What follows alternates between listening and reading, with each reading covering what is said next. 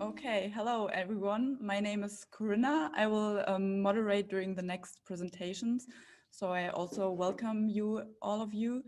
Our next presentation will be given by Stijn Bruers. I hope I pronounce it almost correctly.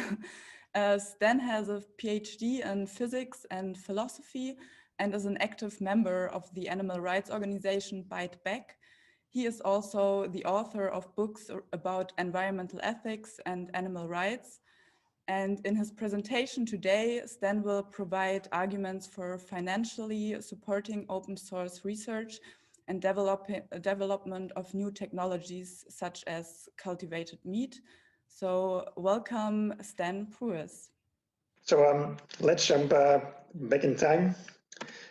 This is the cities by the end of the 19th century. As you can see, a lot of horses, but especially those horses produce a lot of manure. So the streets were full of manure and there were dead horses, exhausted and so on. This was a major environmental problem in most cities, in London, for example, by the end of the 19th century. People already have invented alternatives. They could use a bicycle, or the first cars were also produced, but they were very, very expensive. So if you would ask those people in those days, could you imagine that one day the streets will be without horses? They would not have believed you. And then 100 years ago, by the end of the First World War, you had the first mass production of the cars. This is the Henry Ford's Model T that was produced on an assembly line. It was so fast that they had to use the black paint because that's the only paint that dries fast enough. So then from that moment, the price of a car drastically decreased.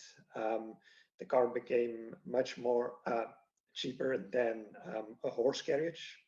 Also much more reliable. I mean, with horses, they are not always reliable. They have to rest a lot. They have to be fed a lot of hay and so on, and then all the manure.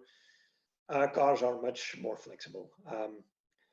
And what you can imagine then is that the number of horses in the 5 decades after the introduction, the mass production of the cars, the number of horses decreased by a factor of 10.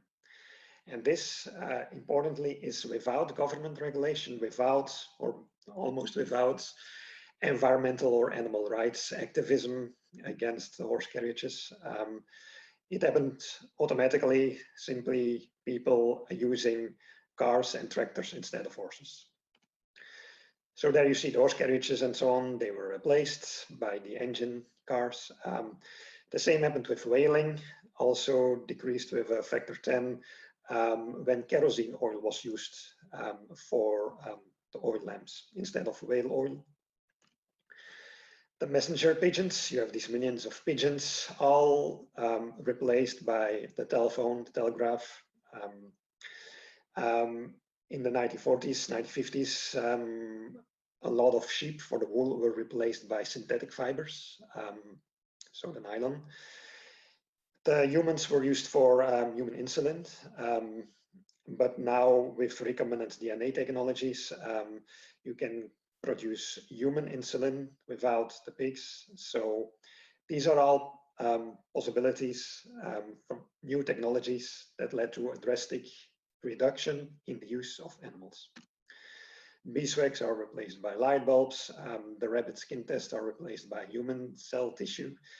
And you can even see it in the movies.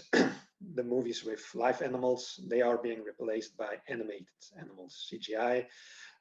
It's easier to animate a dog that's at the same time barking and running than to train a dog to do that. So everywhere you see these technological innovations. In general, what is happening is, if you look at the technology landscape, that is a space of all possible technologies that we can invent. We started 10,000 years ago developing our first technologies. And when we looked in the wild, we saw animals. So we started using animals in our technologies. So that's the island of animal technologies. That means using animals in part of your production process, for example. We expanded our scope, our technologies. which also means we discovered more of this island of animal technologies. We started using more and more animals for all kinds of entertainment, research, and especially farming. So the new chicken farms and so on.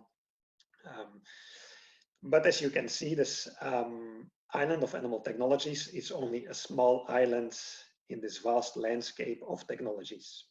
And we are exploring further and moving further, further beyond this island of animal technologies, which means it becomes more and more likely that we will invent new technologies that are always better than the animal technologies, and that will basically automatically replace the animal technologies. Like communication technology, the messenger pigeon, that's an animal technology, was replaced by the telephone, the smartphone now. This is when you look at food production, agriculture. The vertical axis, that's the costs, the production costs, but also you can look at health risks or environmental impact, whatever. And on the left, you see the current consumption of animal products. On the far right, you see the animal-free or vegan food production and consumption. And as we all know, our current level of animal consumption, that's not good for the health and for the environment. That's all clear. But in the past, we had an optimal level, lowest cost level, that involved some animals. Animals were necessary to eat the food that we could not eat ourselves. So the grass, for example, they produced manure to keep the soils fertile. We had to eat animals for our minerals, vitamins, B12, and so on. But that's the situation of the past. We are moving towards the future, and what we see is this new technological developments, that the cost function decreases. Not only decreases, but the minimum level shifts more and more towards the animal-free food production. So now the new animal-free food technologies, agricultural technologies, they are more environmentally friendly than livestock farming. Vegan food is healthier in all kinds of ways. Animal-free food becomes the optimal situation. Here you see the environmental impact, for example, a study in science. On the left, you have the current situation. On the right, the vegan situation. And look at all kinds of measures: land use, acidification, greenhouse gas emissions, water pollution. The minimum level of environmental impact is the far right, so the vegan situation. So that's where we are evolving now. And we can basically predict what will happen with the horses. The same probably will happen with the farm animals. So that means that we will face a peak meat, global animal meat production somewhere in the next few decades. We do not know where, when, but after that, animal meat will decrease because the alternatives will become much more safer and cheaper, more reliable, better tasting, you name it. And just like the cars became better than the horse carriages. This is a striking report by EverythingX, an independent think tank that looks at disruptive market technologies like electric cars, but in this case, the food system. And you have to read this report because it's really striking what they say. Very bold claims. For example, they claim that the fastest, deepest, most consequential disruption of food and agriculture in history, driven by technology and new business models, is underway. By 2030, modern food products will be higher quality and cost less than half the price of the animal-derived foods they replace. The dairy and cattle industries will have collapsed, and the rest of the livestock industry will follow. So by 2035, demand for cow products will have shrunk by 80 to 90%. Other livestock markets, such as chicken, pig, and fish, will follow a similar trajectory. And here, the 2030s will see the last industrial slaughterhouse in the US close. Now, even if you say this is too optimistic, the point is with the new technologies, such as precision fermentation, as they call it, cellular agriculture, you can produce the animal proteins much more cheaper than in an animal-free way, using bacteria, for example, than with real whole animals. much more cheaper, which means that those animal-free proteins are produced at a cost of, let's say, sugar. And yeah, the livestock industry cannot compete with it. Even if it's not the 2030s, you can say it's 2040s or 2050s, we will face this global peak demand. That's very likely. Keep that in mind, this future forecasting. Now we have to look at market strategies for meat abolition. So on the left, you see the market for animal products, that has a supply and demand side. And on the right side, you see the same market for animal-free alternatives. So the vegan meat, cell-based meat, and things like that, the vegan cheese. And what I spoke about is on the right, what you can do is decrease the costs, the production costs of these alternatives. That is what's happening. For example, cell-based meat, the production cost of cell-based meat is decreasing orders of magnitude in a few years. So that's pulling the supply curve downwards. That's one strategy that you can do. Another strategy that we typically do is increasing the demand of those alternatives. So the vegan outreach thinks that's pulling the demand side right, and the demand of animal-free alternatives rightwards, so more demand. And the reverse you can do on the other markets, the animal products markets, increasing their costs, decreasing their demand.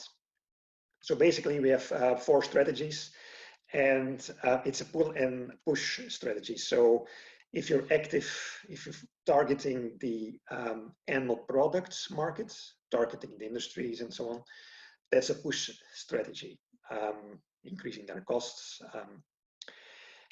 And if you focus on the alternatives markets, the vegan product market and so on, that's a pull strategy. And here the analogy, the metaphor you can use is with a rope. It's easier to pull on the right side of the rope than to push on the left side if you want that the rope moves towards the right. So there's 4 strategies. Let me briefly summarize them. The demand side push strategy, that works on the animal products markets. Basically, that means things like undercover investigations, animal rights outreach, showing shocking images to consumers. But that receives a lot of pushback from consumers. You know, the psychological studies of psychological reactance, cognitive dissonance, motivated reasoning, all these kind of backfire effects make it very hard to convince traditional meat eaters with undercover food, slaughterhouse footage. Supply side push strategy, that is corporate pressure campaigns, government regulations. Now that receives a lot of pushback from producers. You can block one slaughterhouse here, prevent its construction, but then they will build the slaughterhouse somewhere else. It's very difficult. Demand side pull strategy, that means the vegan outreach, cooking workshops, community events, leafleting, messages like go vegan, eat vegan. The problem with this strategy is for traditional meat eaters, when they hear these messages, go vegan, for them it's kind of an identity change. Going vegan, being vegan, that means I have to adopt a new identity or a new behavior. Eating vegan, a new behavior with vegan recipes and vegan products, that's new behavior. And the traditional meat eaters, they are reluctant to identity and behavior change. Basically, most people are very reluctant to identity and behavior change. So that's very difficult. And finally, we have the supply side pull strategy, which means the animal-free meat, dairy and eggs, cell-based meat, for example. And this is a strategy that gains most support from consumers and producers. Even very strikingly, in Belgium, for example, there is an animal meat researcher who basically works for the meat industry, the livestock industry. But this researcher is now doing a research project involving cell-based meat. So even those meat researchers, they are interested also in cell-based meat. The meat processors, the big meat companies also, they are investing in these alternatives. Basic also with consumers, most consumers are not that reluctant yet towards those new high-level animal-free alternatives. So basically with those alternatives, cell-based meat in particular, we can say the message eat meat, not animals. This message is even appealing to the traditional meat eaters, and it's appealing to everyone who has a concern for animal welfare. And basically that's almost everyone. And also very importantly is that once on the markets, the consumers will pay for the production and the marketing of the cell-based meat. The marketing of these alternatives, now it's basically done by the vegan outreach animal activists. They do the marketing now, letting people taste vegan products at vegan community events and things like that. But soon the consumers, the meat eaters, will pay the marketing, and that will be an also drastic shift. Then we have the neglectedness of the cell-based meat research. So last year, global venture capital investment in cell-based meat, it's less than $100 million. Now you can say that's a lot, but you can argue that compare it to the donations to the biggest animal charities in the US, Humane Society and PETA, that's more than $100 million. The yearly donations to all US animal and environmental charities, that's more than $10 billion. That's more than 10 times bigger than the total investment, global investments for cell-based meat. The yearly European Union subsidies for livestock farming, that's in the 30 billion. And then the yearly global cancer research funding, that's $100 billion. So compared to cancer research, the research for cell-based meat, it's really, really negligible. When something is very negligible, it is interesting to work on that neglected issue. Here also the timing is very important. As I said, we will face peak meat somewhere the next few decades. So we have in red there the reference scenario. Global meat consumption, animal meat consumption will first increase for the next few decades, but then will decrease. China, India, and so on, they will start to eat the animal-free products. But if we wait too long in supporting this cell-based meat research, then you see in yellow, the dotted yellow curve on the right there, that's the late support scenario. When you wait a few decades and then you start supporting this cell-based meat, then you lost the opportunities, that you only have a tiny impact because most of the impact has already been done by the big investors and the big companies and so on. At this moment, now, the next decade, for example, it is still neglected if we now support this cell-based meat research and development. Then we can accelerate this process, then we can shift this curve to the left. That's the green dashed early support scenario. And then you see the difference with the reference scenario means that you can have a lot of impact for the next 5, 6, 7, or whatever decades, preventing a lot of animal suffering. So that means we have a golden window of opportunity for the next 10 or 20 years that we can support basically this cell-based meat research and development. We have the law of returns to scale. Now we have a period of increasing returns to scale, and after a few decades, probably the diminishing returns to scale. So now it becomes very opportunistic to focus on research. Those the strategy of cell-based meat research and development. I have compared it with other animal advocacy campaignings. So the first column there, that's the number of vertebrate animals saved per euro donated to research, to a charity, for example. The second column is the vertebrate land animals spared per euro donated, so farm animals not born. And then the third is ton CO2 emissions avoided. And what we can see is that cell-based meat, my rough estimate, this is a personal estimate, you can read it on my website. I guess it's about 1,000 times more cost effective than average animal advocacy campaigning, and 10 or 100 times more cost effective than other things, campaignings that were considered highly effective, from vegan education things and so on, leafleting. Also tons of CO2 avoided, 10 tons CO2 emissions avoided per €1 donated. and this is not even taking into account carbon opportunity cost and so on. That is a lot if you are interested in carbon offsetting, decreasing your the CO2 emissions worldwide. So with €2, you can offset the total emissions of an average people in person in the US. The calculation here is, briefly speaking, based on 3 factors. This effect, cost effectiveness, scale, solvability, and neglectedness. Scale means the number of farm animals used per year. That's the order of magnitude 100 billion. Here I suppose a 10% probability that cell-based meats will eliminate animal farming.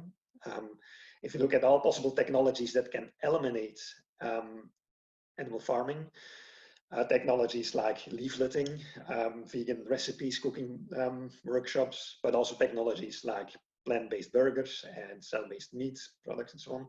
I think most likely cell-based meat has the highest probability of eliminating animal farming. So let's give it a 10%. It's conservative estimate. And then you look at the number of euros funded to research per year. If you give €1 extra, then you accelerate this process with a few seconds, let's say. But a few seconds, when so many animals per second are killed, that's a lot. Take this, the product, and then you have these 100 farm animals spared per extra euro funding. You can compare it with climate policies. This is a Let's Fund analysis of clean energy innovation policies, and they also claim that funding clean energy research and developments is the most effective thing that we can do for climate. It's the most important, neglected, tractable thing that we can do. More important than, for example, cutting fossil fuel subsidies. Or we have this discussion about cutting livestock farming subsidies. It is worthwhile to lobby the governments that we stop this European Union subsidies, but the impact of it will be very small compared to the impact of funding research and development of clean meat, like in this case, clean energy.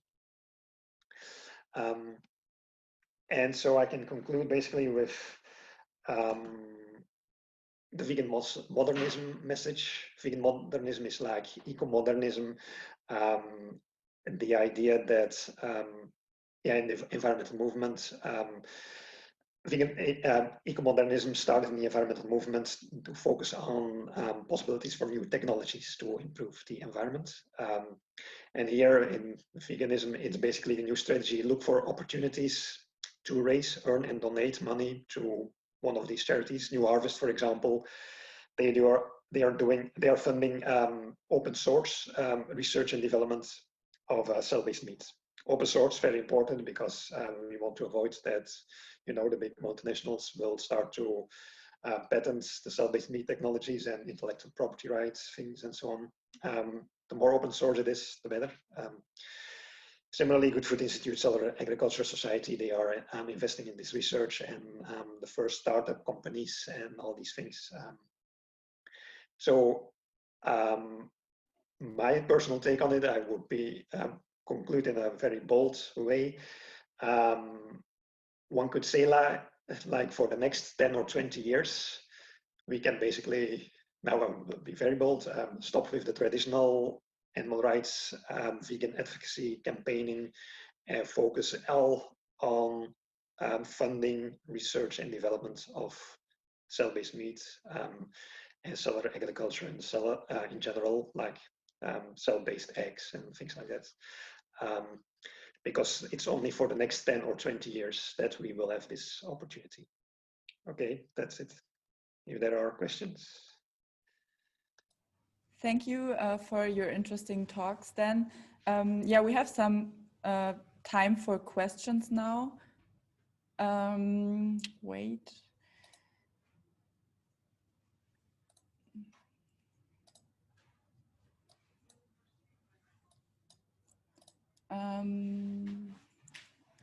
The first question would be, how do you think the climate crisis will affect this process of new technologies with less need or demand for livestock industries? So yeah, now we have a golden opportunity basically to lobby the governments to increase the funding of all clean energy projects, but basically also clean meat projects. These things are still very, very neglected. With clean energy technologies, even if you compare it with the global investments in wind energy and solar energy, that these are already now big businesses, basically. The funding in new research for better technologies that we can apply the next few decades, that's very much underfunded. So it becomes very clear that you can argue for a carbon tax basically also, but most importantly, technology. Okay, perfect. The next question would be, what data is the reference scenario? On the slide, timing support cell-based? Yeah, this is basically based on gut feelings about how fast we see the thing moving. No one knows when the alternatives will enter the market, but we can see that the prices of all these cellular agriculture technologies and they are decreasing. Also, basically, with the laws of biology and chemistry and physics, we can expect that we can produce the animal proteins without the animals, cheaper than with the animals. That's basically because it's very expensive. The brains of the animals, they consume a lot, that high metabolism, that's a waste of energy. All this manure of the animals, that's waste of things. So technologically, it will be feasible. And then we can expect like what's happening with the cars and then the horses. So I put some rough timeline, very conservative estimates like wool tissue, cell-based meats will enter the markets at price competitive level by 2050, in 30 years. Okay. And this will be the last step, because before that we will already have the processed meats, the burgers, the sausages, all these things will already be on the markets, and they will drive up, that's an important thing that we will see, they will drive up the costs of the whole tissue animal meats. So the hams and the real bacon things, with the whole texture and all these things will become more expensive, the entrecotes as they call it, and because you have a cow, and with a cow you can produce wool meat and hamburgers, but hamburgers are becoming outcompeted by the much cheaper animal-free hamburgers. Okay, so you can, and the milk is outcompeted by the much cheaper animal-free milk, milk proteins without animals. So the cow is outcompeted, the leather is outcompeted with the animal-free leather. So the only thing left on the cow is one piece of whole meat, something, and that will drive up that cost. Then the industry will start investing more and more in whole tissue cell-based meat, and then so it's a natural step. If we see the past disruptive technologies, how that went, the decline of whaling, the decline of messenger pigeons, the decline of horses, the decline of sheep for wool, all these trends, it's basically every time the same. Okay, that sounds perfect. Thank you. The next question is, quite a few vegans and animal rights activists are reluctant to embrace the idea of cell-based meat. How can we overcome that challenge? Yeah, that's a difficult question. If you value effectiveness, I would say become more open towards this idea. The same we see in the ecomodernism part of the environmental movements. Most traditional environmentalists are very skeptical towards the ecomodernism movements, talking about GMOs and nuclear power, for example. But the ecomodernism, they are the most scientifically minded. They see what's scientifically possible. They look at the scientific consensus literature and so on. And the same with cellular agriculture, cell-based meats, that's backed up by a lot of science. It's, yeah, everything indicates that it will become cheaper to produce all the things from animals without the animals. Because the animals, yeah, nature developed the animals not for maximum meat tissue production. The goal of the cow population was something else, not maximum meat tissue production.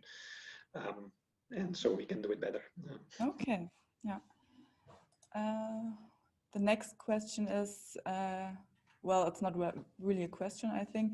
You said that we should focus all energy on cell-based meat, but perhaps we have different skills that do not fit for that field, but other animal rights fields. So I think. Yeah, so I exaggerated, of course, my statement to make it more clear. But even try to use your skills also to raise money for donation to, I mean, fundraising skills, if you have marketing skills, if you have whatever skills to raise money, collect money, that you can then donate to those charities, that's also worthwhile. But yeah, it's if you think about it, about how much you can do in your spare time or in your professional life, it becomes very, very worthwhile to think about a career switch. Thinking, for example, invest your spare time instead of doing activism, volunteering things. Invest your spare time learning skills to move to a job that is better paying. Like in the ICT sector or so, become developer of ICT, well paid, then you have more money to donate to, or in the finance sector, you can start learning some finance, work in the finance sector if you want. I mean, learning new skills, of course, also in biotechnology skills, biology, these skills are necessary. So, and thinking about a career switch, that's also can also be worthwhile, spending your time preparing a career switch, even if I did now career switching in my late 30s. Okay. Okay, I think we have time for one more question.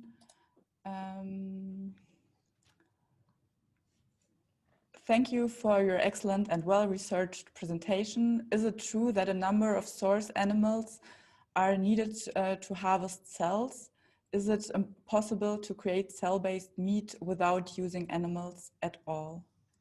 So at this moment, there are about 50 or so startups working on cell-based meat.